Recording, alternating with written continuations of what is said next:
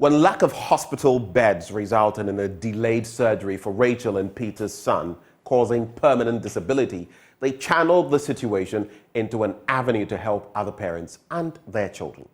Their son, who's unable to walk now, is also part of the move. Here's the touching story put together by Hannah Odame.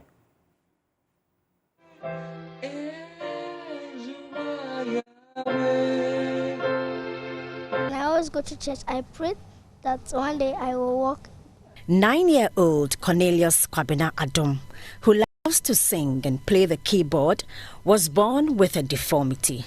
Diagnosed with spina bifida from birth, his parents got a shock when they were told their son may not be able to walk if a repair surgery was not done on him in the first 14 days of his life. They came for assessment and they were telling us the surgery too, sometimes after doing it, it's either sometimes you lose the lower limbs and other things, so it wasn't easy. It wasn't easy for both of us and the family, but we tried our best to trust and pray. Spina bifida can happen anywhere along the spine if the neural tube does not close all the way. When this happens, the backbone that protects the spinal cord doesn't form and close as it should. Rahel Adom, mother of Cornelius and a nurse, read all about this illness and knew about the consequences, and so she quickly gathered the 3,000 cedis needed for the surgery before the ultimatum given by the doctors expired. But getting a bed at the Korle Bu Teaching Hospital for the surgery became the bane. After waiting for a month, he had a blood infection which had to be treated first. When that was done and the repair surgery was about to be conducted, it was too late and Cornelius was left with no luxury of walking. All the doctors could do was close the bulge at his back and a shunt placed in his skull to prevent his head from becoming enlarged, as well as to prevent fluid from retaining in his head. At the end of the day, he survived, and I think from so 7 months we have been going for reviews. And Cornelius was doing perfectly because we were trusting God. So I think from day one after the surgery, we have been communicating to him. Before he will even be born, the father named him Cornelius. So I even speak to Cornelius, you are going to be great. Because Cornelius in the Bible was a great man. He was an army commander. So no matter whatever you are going through, you will survive. After experiencing the dire circumstances under parents situations face, Rahel and her husband founded the Challenged Children Foundation to aid children and parents alike. We have the cerebral palsy, the autism, then disability to those who cannot walk like Cornelius, yes. But the autism and cerebral palsy are more. So how are you taking care of all of them? By the grace of God.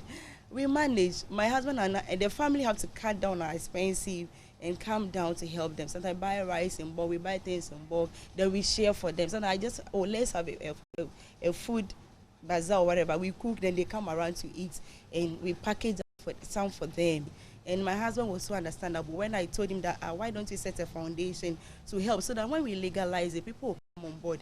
Probably where our strength cannot reach, with one family and friends, we can come together. Usually, it is thought the fathers aren't that supportive when such incidences happen.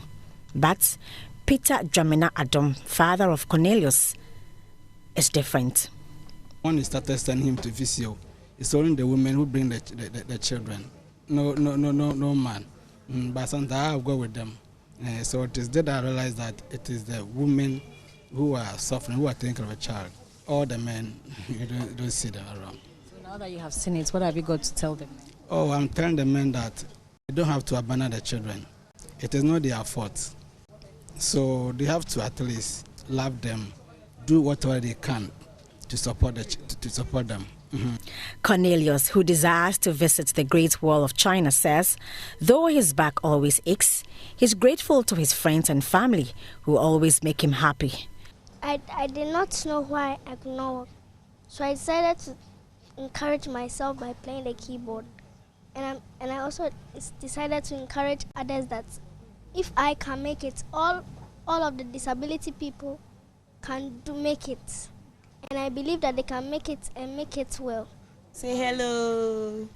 Rahel has dedicated her life to helping children with disability enjoy the good things of life. And Mr. Adum wants everyone to know that disability is not a curse. It's not easy taking care of such children. It takes both the two. You have to be behind the women, support them, and then make sure that they will have a better life. We give you glory, Lord, as we honor you. Hannah Odami for Joy News. You are worthy